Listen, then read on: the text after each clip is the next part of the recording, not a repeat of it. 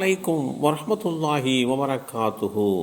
சையதுனா சுமாமா பின் உசால் ரதியல்லாஹு அன்ஹு, அபூ ஹுரைரா ரதியல்லாஹு அன்ஹு அவர்கள் அறிவித்தார்கள், அல்லாஹுடைய தூதர் ஸல்லல்லாஹு அலைஹி வஸல்லம் அவர்கள் அனுப்பி வைத்த படையினர் யமாமா வாசிகருடைய தலைவரும் பனு ஹனீஃபா குலத்தை சேர்ந்தவருமாகிய சுமாமா பின் உசால் எனப்படும் மனிதரை அழைத்து வந்தார்கள். அல்லாஹுடைய தூதர் ஸல்லல்லாஹு அலைஹி வஸல்லம் அவர்கள், சுமாமா, விஷயத்தில் நான் சொல்லப்போகும் தீர்ப்பை பற்றி நீர் என்ன கருதுகிறீர் என்று கேட்டார்கள். நீங்கள் உபகாரம் செய்தால் நன்றி பாராட்டும் ஒருவனுக்கே உபகாரம் செய்கிறீர்கள். நீங்கள் என்னை கொன்றால் இரத்தப்பழி வாங்க வேண்டிய ஒருவனையே கொள்கிறீர்கள். நீங்கள் உங்களுடைய விருப்பப்படி செய்து கொள்ளுங்கள் என்கின்ற அடிப்படையிலே சுமாமா ரதியல்லாஹு அன்ஹு அவர்கள் சொன்னார்கள். உடனே ஸல்லல்லாஹு அலைஹி வஸல்லம் அவர்கள் சுமாமாவை அவிழ்த்து விடுங்கள் என்று கூறினார்கள். உடனே சுமாமா ரதியல்லாஹு அன்ஹு அவர்கள் பள்ளிவாசலுக்கு அருகிலே இருந்த பேரிச்சன் தோட்டத்திற்கு சென்று குளித்துவிட்டு பள்ளிவாசலுக்கு வந்தார்கள். அல்லாஹுவை தவிர வேறு இறைவனில்லை என்று உறுதிமொழிகிறேன். முஹம்மது ஸல்லல்லாஹு அலைஹி வஸல்லம் அவர்கள் அல்லாஹுடைய அடியாரும் தூதரும் ஆவார்கள் என்றும் உறுதிமொழிகிறேன் என்று குறிப்பிட்ட இந்த செய்தி ஸஹீஹ் முஸ்லிமில் 3622 என்ற எண்ணிலே பதிவு செய்யப்பட்டிருக்கிறது.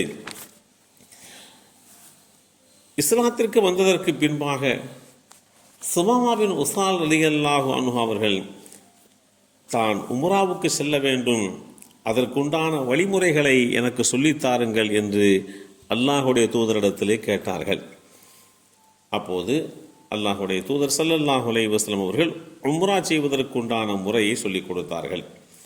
கஅபாவை தவாப் சுற்ற வேண்டும், 2 ரக்காத்துகள் தொழ வேண்டும், சஃபா மர்வா இடையே தொங்கோட்டம் போட வேண்டும், பின்னர் தலைமுடி களைய வேண்டும்.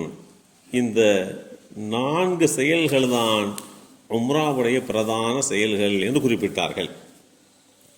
அதோடு அல்லாஹுடைய தூதர் ஸல்லல்லாஹு அலைஹி வஸல்லம் அவர்கள், சுமாமாவே, அறியாமை கால தல்பியாவை நீங்கள் சொல்ல வேண்டாம், இஸ்லாமிய தல்பியாவை நீங்கள் சொல்லுங்கள் என்று அல்லாஹுடைய தூதர் ஸல்லல்லாஹு அலைஹி வஸல்லம் அவர்கள், லப்பைக் அல்லாஹும்ம லப்பைக், லப்பைக் லா ஷரீக லக லப்பைக், இன்னல் ஹம்த வன் நிஅமத லக வல் முல்க் லா ஷரீக லக் என்ற இந்த தல்பியாவை சொல்லிக் கொடுத்தார்கள்.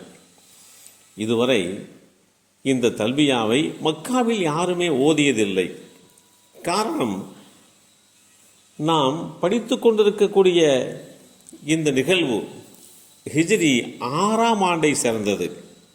எனவே இந்த தல்பியாவை மக்காவாசிகள் யாரும் அறிந்திருக்க வாய்ப்பில்லை.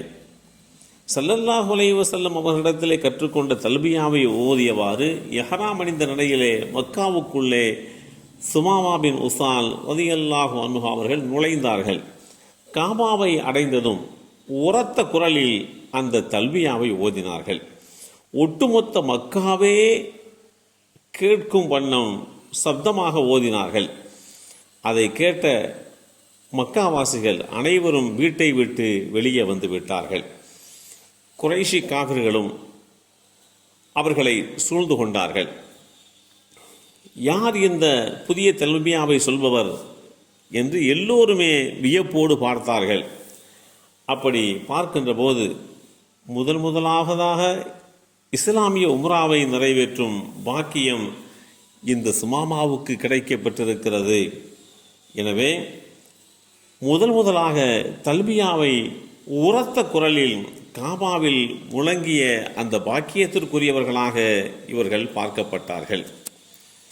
அல்லாஹுடைய தூதர் ஸல்லல்லாஹு அலைஹி வஸல்லமுடைய வழிமுறைப்படி உம்ரா என்கின்ற அந்த புதிய ஒரு வழிபாட்டை மக்காவிலே முதலாவதாக புதிய தல்பியாவை முழங்கிக் கொண்டு நிறைவேற்றிய அந்த பாக்கியத்துக்குரியவர்கள்தான் சுமாமா பின் உசால் ரலியல்லாஹு அன்ஹு அவர்கள். இஸ்லாமிய மார்க்கத்தை நிலைநாட்ட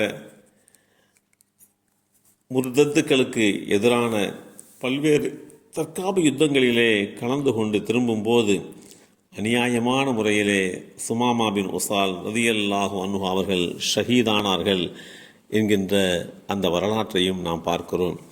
எல்லாம் அல்ல அல்லாஹு தாலா இந்த நபித்தோழருடைய வரலாற்றின் உண்மைத்தன்மையை புரிந்து கொண்டு வாழ்கின்ற வாய்ப்பை நமக்கும் நம் சந்ததிகளுக்கும் வழங்கி அருள் புரிவானாக. அஸ்ஸலாமு அலைக்கும் வரஹ்மத்துல்லாஹி வபரகாத்துஹு.